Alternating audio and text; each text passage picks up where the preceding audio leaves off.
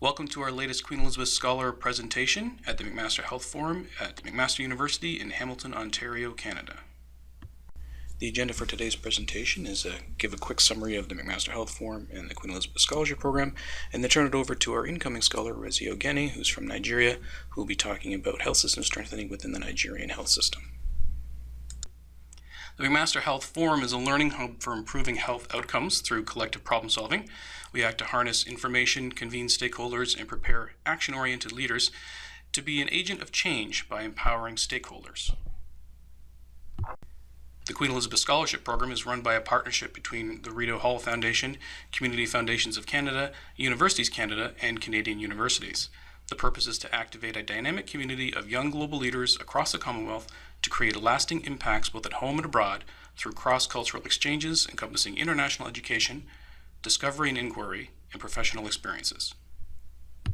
The Queen Elizabeth Scholarship Program here at the McMaster Health Forum is called Strengthening Health Systems, and our scholars contribute to strengthening health systems and become part of our large and growing network of health systems leaders. Here you'll see a list of our first cohort of students, primarily who went away in the summer and fall of 2016. And here's a list of our second cohort of scholars who went away primarily in the summer and fall of 2017. Today's scholar presentation is from Orezioghene, who is a graduate student in the Global Health Masters of Science program here at McMaster University. She is a citizen of Nigeria, and she is conducting her scholarly research on health system strengthening in her home country of Nigeria. Orezioghene has harnessed the data resources, skills, and networks of the McMaster Health Forum to learn more about health system strengthening, especially at a governmental level, in a bid to improve healthcare in Nigeria and apply lessons learned from her research globally. I'll now turn it over to you, Orezioghene, for your presentation. Thank you very much, James. Hi, everyone. My name is Orezioghene Akporuno, but you cannot pronounce that, so please feel free to call me Ozzy. I am currently a student in the Global Health Program here at McMaster, specializing in health management. I also received my undergraduate degree from McMaster as well in psychology and health studies. Today, I am going to be sharing a little bit about my experience working at the Health Forum and also my scholarly paper research. The title of my research is Health Systems Strengthening in a Changing World, and I'm going to be looking specifically at the issue of polio vaccination in Nigeria.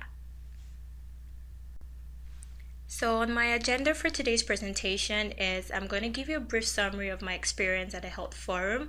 I have been privileged to do a little bit of work this summer over at the Health Forum as a coda for the Social Systems Evidence Database, and it has really been a very interesting experience. And after that, I will focus a little bit more on my research and tell you about what I have learned so far. So I will start with the objectives. I will give you a little bit of introduction into health systems and health system strengthening. I will talk about the WHO 6 pillars of health systems and health system strengthening. I will then talk about the challenges in health system strengthening, give you a little bit of the case focus, which is on polio vaccination in Nigeria, and then I will just have a little bit of conclusion and future statements. Okay, so as part of the work that I'm doing for the social systems evidence, I have been opportune to be a coda, and basically what that means is I work for the department where I and another individual coder are assigned batches of systematic reviews, and we use some specific taxonomies to select what specific areas that systematic review applies to. And the general idea behind this is when we were able to classify it this way, then when people go into the database to search for systematic reviews or to search for documents that they want to use, it's easy for them to find it, but because we have already put them into these different classes. Now, this was my first time really trying on anything like this. I have learned a lot about it in the more theoretical aspects as part of my Global Health program, but it was really interesting for me to actually put it to use. So on the screen, I just have a little bit of snapshot of what some of the things that we do look like. So on the right side, you can see the part that says eligibility. So when we're assigned a batch to code and we open up the document, we have to then pick which of these options that document best fits. And then on the other side of the slide where it says domains, LMIC focus, themes, age, and target, those are also just some part of the taxonomies. So for example, I can have a paper that is on police reduction in crime, and I would have to go into the domain and pick which sector or program area it falls under, which system arrangement, which implementation strategy, which sustainable development goals, and which perspective it falls under, and code it that way. Now the interesting thing is I do this independently and another coder does it independently, and when we finish, we have the opportunity to cross-check our work, and this helps to just keep the integrity of our coding, because sometimes coders have different ideas of what the paper is about, but then when we do it independently and we can come back and look at our discrepancies to resolve them, then it just helps to improve the quality and the integrity of the paper that we have coded. Okay, so now that you understand some of the work that I have done at the Health Forum, I would now like to switch gears over to my research focus. So my objective for this research is really to examine and discuss the notion of health system strengthening by global health initiatives using the WHO's 6 building blocks for health systems, and also to assess the eradication of poliovirus in Nigeria as a key case exploration. How did this come to play?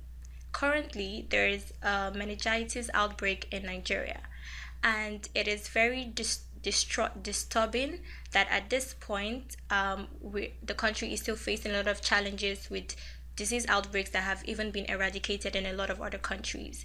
So in the bid to investigate why we were still experiencing meningitis outbreak, I decided to go back and look at another disease that we have dealt with in the past. And this really sparks my interest in the polio virus. So that is the reason why I'll be using this to look back and see what we can learn from that experience, and maybe it can be applied towards dealing with the meningitis outbreak that is currently ongoing. So first of all, I'd like to define what a health system is. A health system consists of all organizations, people, and actions whose primary intent is to promote, restore, or maintain health, and that definition was given by the WHO. From the World Health Report in 2000, they defined overall health system outcomes or goals as improving health and health equity in ways that are responsive, financially fair, and make the best or the most efficient use of available resources. So why is health system and why are health system strengthening strategies important? They're important because this is the bedrock or the foundation of the health status in any given country. So health system strengthening is a complex yet very critical aspect of healthcare because it is the basis for which all other health decisions are made in any given country. In reality, health system is really an arranged mechanism of healthcare paths that must function both independently and concurrently with one another to ensure the good health status, especially for the people that need it the most. Health system strengthening therefore becomes a very important focus for all health-related industries because it denotes the need to optimize and adapt current health systems to reach target goals. Reports from the tracking of the 2015 MDGs and SDGs clearly showed that health-related goals were one of the least most achieved and successful goals. In the face of an ever-changing world that we live in right now, it is more than just having new cross-cutting inventions, technologies, or innovations. We still have to make sure that the reasons for the gaps in the set goals and the proposed outcomes are thoroughly identified and dealt with. In order to promote health system strengthening, the WHO has come up with a 6-pillar building block of health system strengthening. These 6 pillars have been proposed to help different countries and organizations ensure that when they're building up their health system, they are taking these factors into consideration and really promoting them in order to strengthen the whole system. I'm going to briefly go through the 6 pillars and explain a little bit about what they mean. So the first is good health service delivery. This is delivery for safe healthcare in a timely, easily accessible, and equitable manner trying to incur as minimal cost as possible and as little waste as necessary.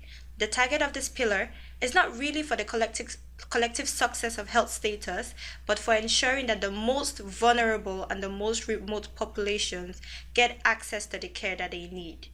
It also covers the integration of all healthcare service provisions in ways that benefit both the users and the system. The second pillar is a high-performing health workforce. This comprises of competent, productive, and adequate staff that are trained and properly equipped to provide necessary healthcare services. It doesn't just include the workforce density or service coverage, but also ensuring that every member of the health workforce is trained to the acceptable standard, the set level of skills and expertise, and specialized in the areas that help them promote the system the best way possible. The third pillar is an efficient and effective health information system, which has the ability to coagulate, analyze, and disseminate health data, information, and statistics to those who require it in a timely and accessible manner. The use of health information and surveillance systems and reporting mechanisms have become very necessary tools for improving healthcare delivery globally. On a primary level, it is the center for the health records for the synthesis and dissemination of health information. And on a more deeper level, it also helps to make sure that all research and data needed to improve the healthcare system is kept and stored in one manner. The next pillar is equitable access to medical products, vaccines, and technologies which are necessary for citizen target and provider targeted health and well-being. For a health system to indeed be strengthened, there needs to be equitable access to knowledge on the use of safe products, vaccines, and technology. Equitable access here being the key, because if quality products are available to select areas and not others, it defeats the purpose of total coverage, as reinfection and recontamination from less served areas will occur. The fifth pillar is sustainable health financing and social protection. This is a process whereby health resources are efficiently and cost-effectively provided and managed with minimal to no financial burden on the population.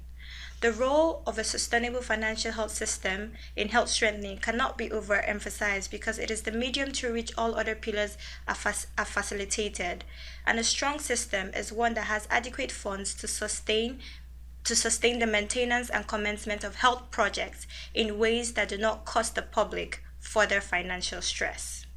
It must be well calculated, and it must be a deliberate act from the government to make health a priority and believe that individual financial status should not be an obstacle to enjoying this human right. And the final sixth pillar is accountable leadership and governance. This is governance that promotes engagement and transparency using policy and regulations to ensure good health for its population. Stewardship in health systems is probably the most complex yet paramount pillar that is responsible for the success of all the other pillars, all things being equal. Leadership in health system is really a governmental role, and it really reflects the social values and laws of that given country. With these 6 pillars in place and continually adapting to the changing health climate of a given population, the outcomes are sure to be improved health, social and financial risk protection, improved efficiency, and responsiveness in the health system. So now that we've briefly talked about the 6 pillars, we have to go further and talk about the challenges of health system strengthening. I've highlighted 4 very important challenges, and they are context-specific capacity limitations. Now, this just has to do with the actual laws in any given jurisdiction or country. For example, in a developing country, there might be some capacity limitations in terms of the amount of funding, or in terms of, for example, government corruption that may then hinder this ability for the system to be strengthened. And then another challenge is just complexity of health systems. As previously established in this presentation, health systems are very complex networks. One of the reasons being because each part has to function both independently and as part of a working mechanism. So some of these challenges includes that one part might be strengthened at the expense of another if the system has not been built with a solid foundation that can carry everything. For example, you might have cases where there are financial resources that are being pulled towards one specific health problem, but then due to all the focus on that, some other areas are being neglected. Another challenge of health system strengthening is competing demands yet finite resources.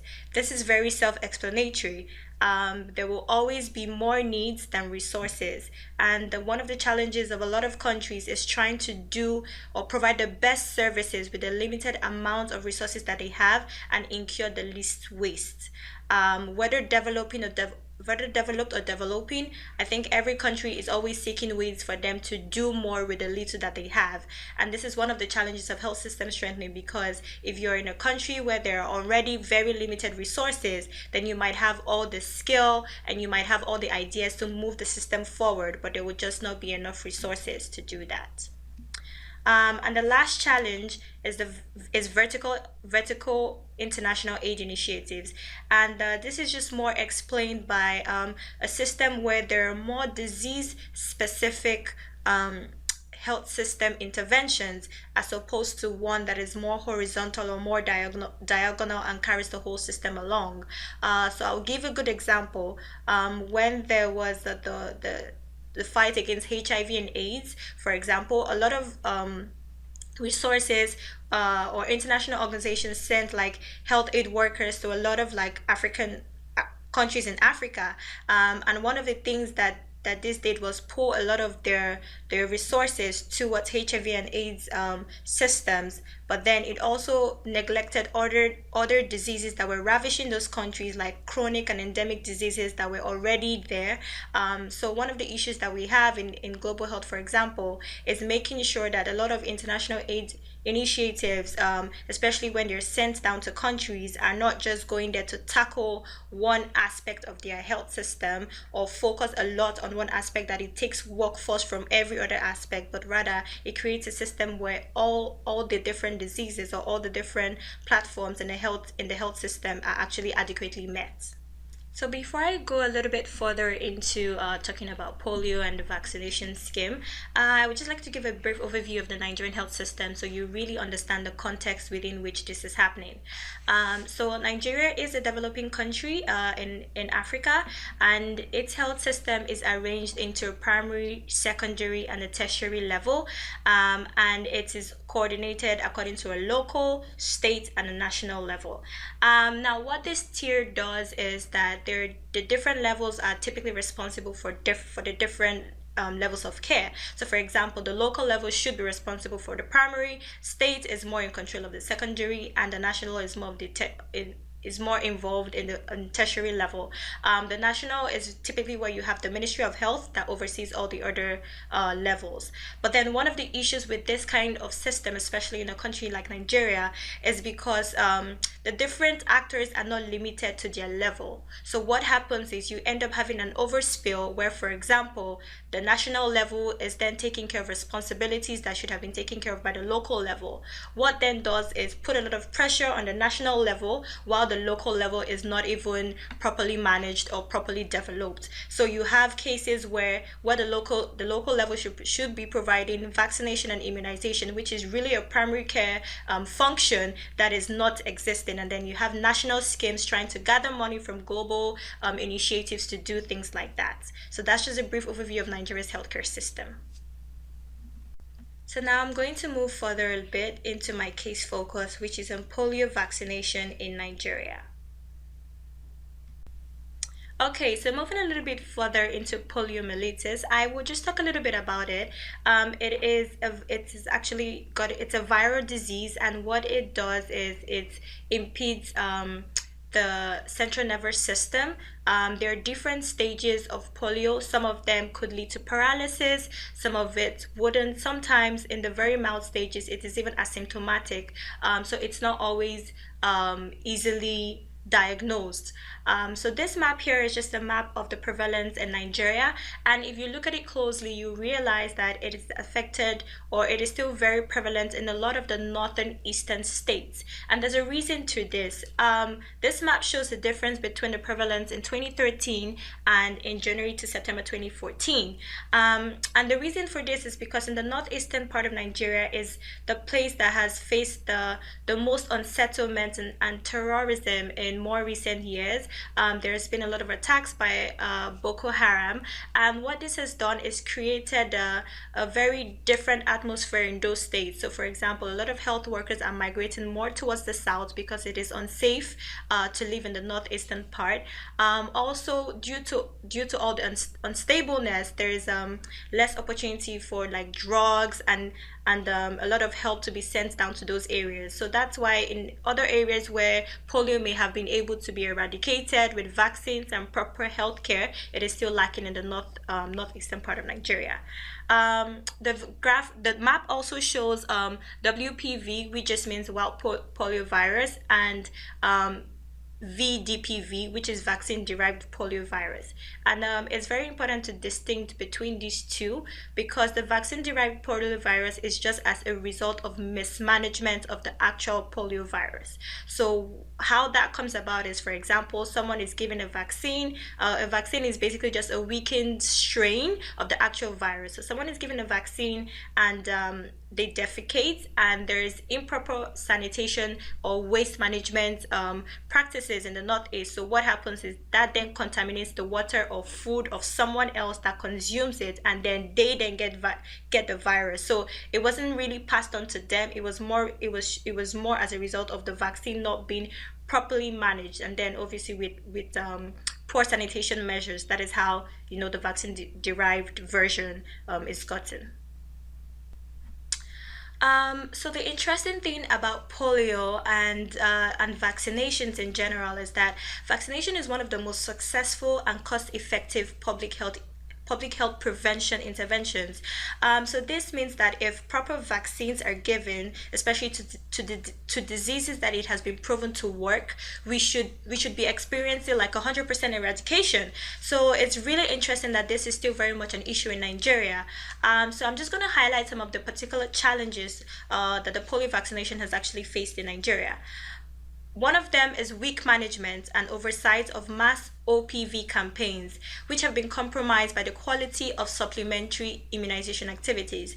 Like I previously mentioned in the last slide, one of the issues with the vaccine is improper management. So for example, not giving the necessary amount of cycles that vaccine needs to be properly effective. So what ends up happening is, instead of that working to quicken the immune system to react and develop immunity to it just leaves strains in the body where if that person then defecates and that contaminates someone else's food, they then get the virus, because it was the immunization activity itself wasn't properly managed.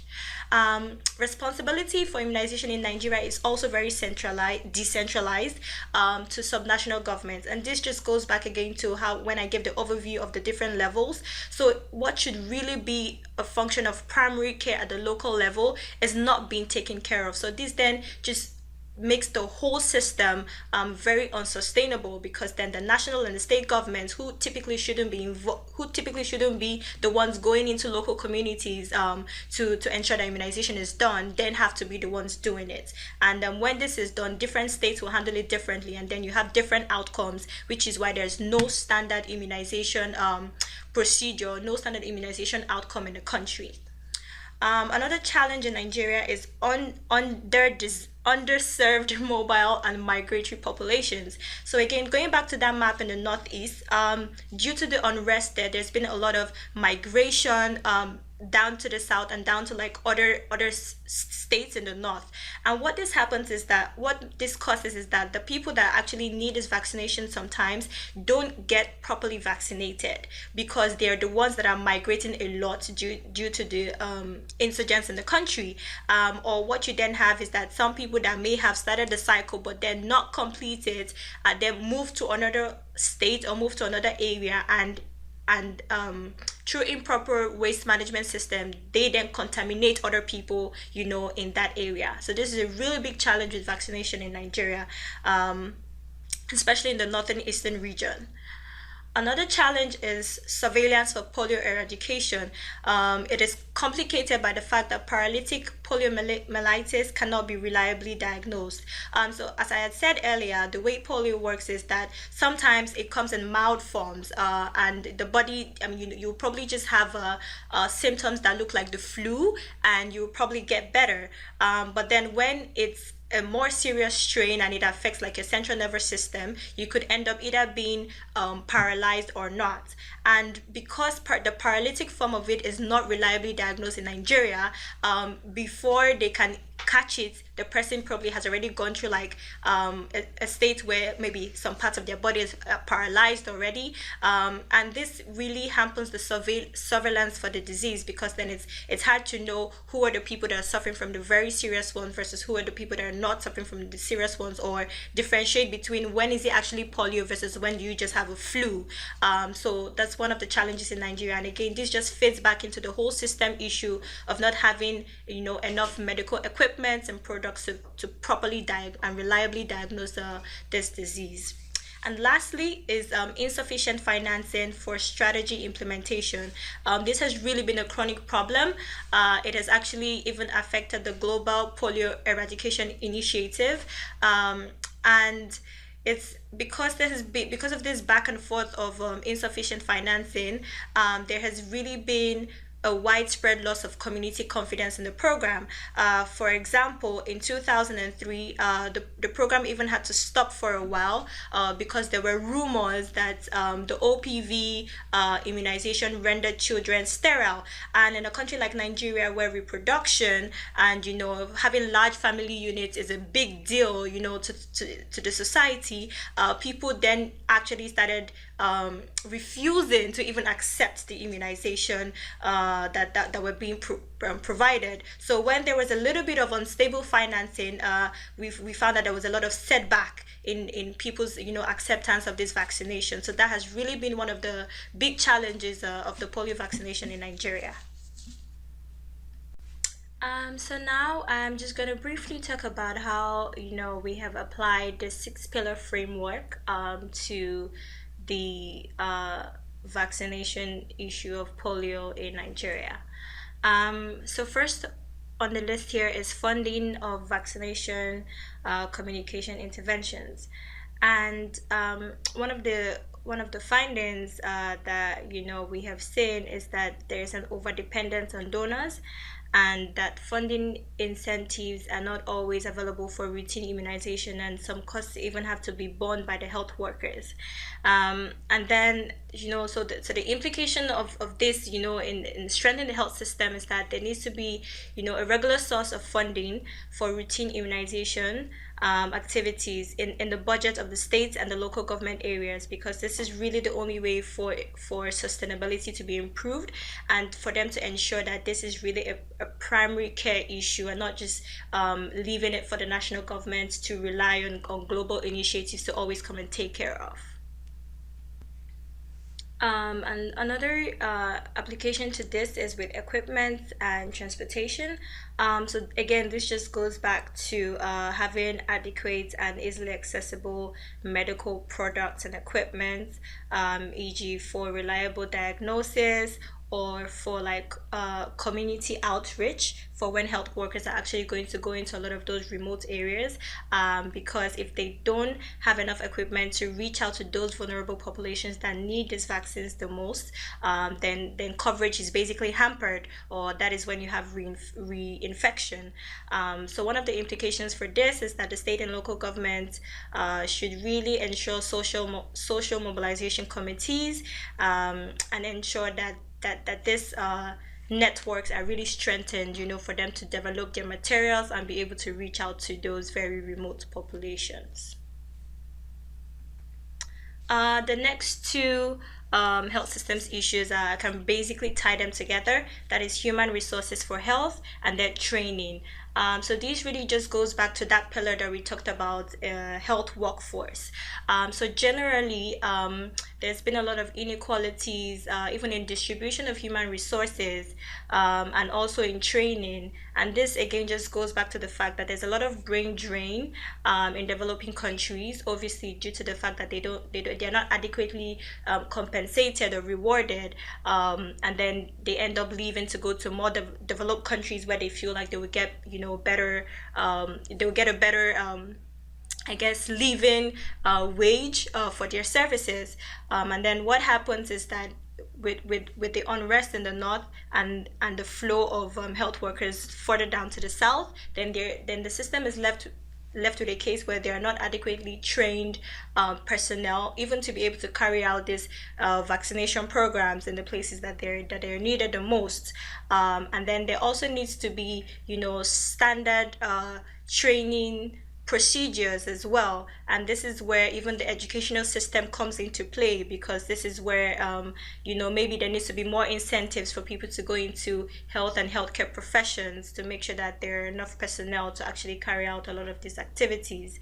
And one of the implications for the strengthening of the health system in this case is that they need to establish a system to monitor the appropriateness and the quality of training activities, especially at the local level, especially in providing services to rural areas, because we cannot just neglect those areas to be serviced by subpar personnel, and then leave the more trained doctors to go to the more urban cities, because in reality those underserviced areas are the places that need the help the most. The next issue here is with health provider attitudes and also the attitudes of parents and caregivers. As I had previously mentioned, there was a break in the vaccination scheme in 2003 when it was alleged that the OPV vaccines were making children sterile.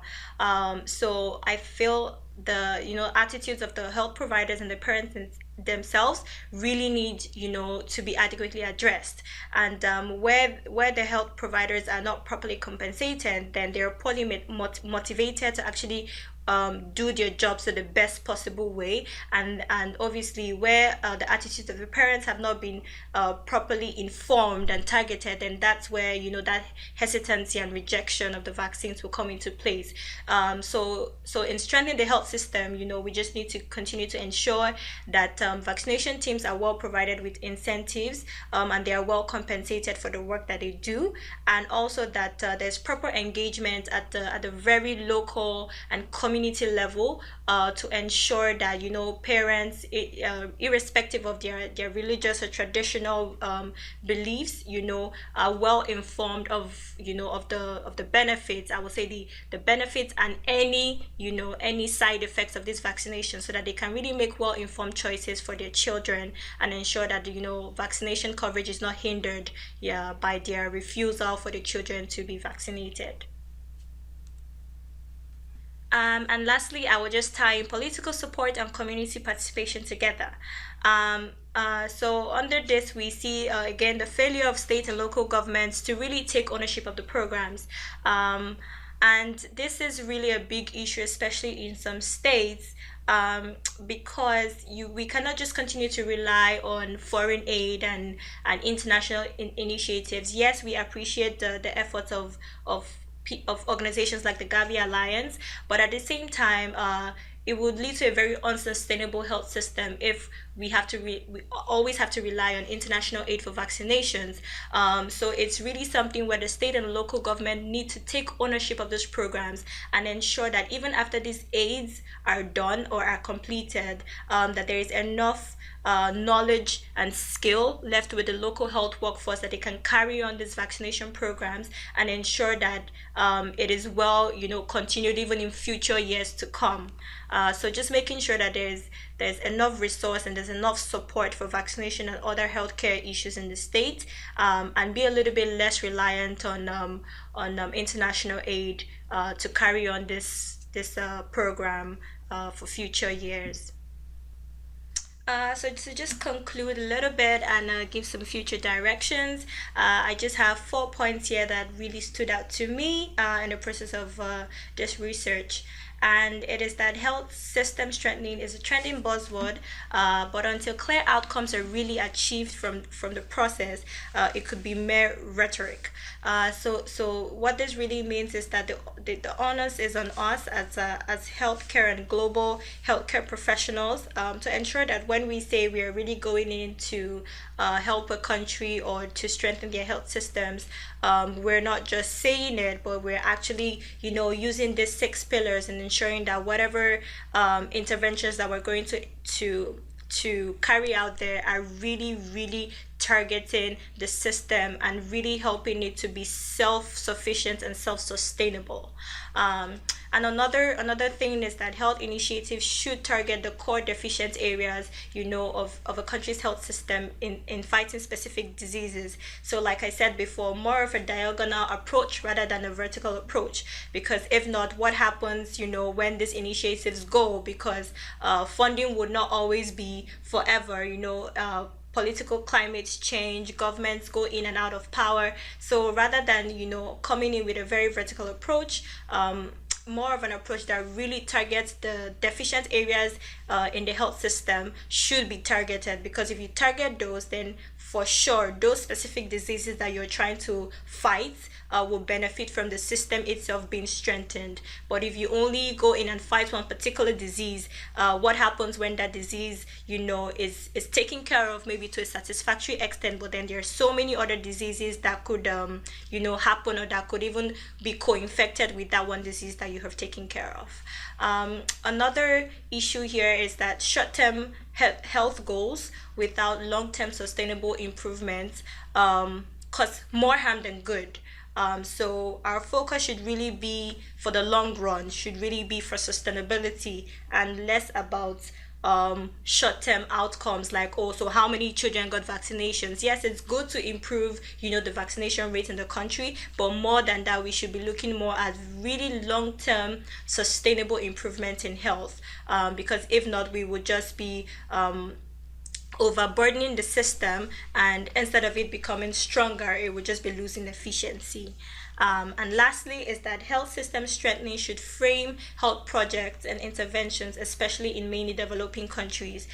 So I've really used Nigeria as an example, but really the issues are not peculiar to Nigeria alone. There are issues that are faced in a lot of developing countries, and I really implore that health system strengthening should really frame any health project, any health intervention that's going to be carried out in a country where the system itself is already not strong enough to really function on its own. I think health systems should really be the basis of whatever intervention that you're going to implement there, so that it's not just an issue of you come in and you go out, but that when you leave, the system itself is capable of running itself efficiently and effectively. My presentation would not be complete if I do not give honor to whom honor is due. And so I would just like to say thank you to the McMaster Health Forum and to the Queen Elizabeth Scholarship for this opportunity to fund my master's program, and the opportunity to also learn and be a part of the forum. It has really been an awesome time that I have spent here. I would also like to really thank my advisor, Dr. Christy Gombe of the Global Health Department here at McMaster University. He has really been a great resource, a great mentor throughout my program. And lastly, I would like to say a very big thank you to my family and friends that have encouraged me and that have supported me throughout my master's journey. This is just my reference slide for anybody that would like to read up a little bit more about health system strength, about vaccinations in Nigeria. Thank you very much, and I really enjoyed doing this presentation. Have a good day. Thank you, Orezioghene, for your presentation today. Please note that this presentation was recorded outside the presence of an audience, therefore there was no question and answer period. We will return to our regular webinar format in the fall of 2017. Thank you.